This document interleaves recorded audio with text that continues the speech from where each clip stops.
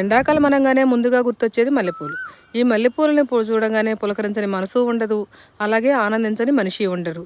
ఈ పువ్వుల అందానికి మైమరిచి కవితలు రాసిన కవులు ఎందరో ఉన్నారు. అయినా కానీ వారికి తనివి తీరదు.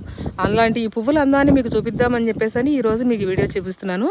అయితే ఈ తోట అన్నానని చెప్పేసి ఇది నెలలో ఉందని అనుకోకండి. ఇది ఉన్నది టెర్రస్ మీద అన్నమాట.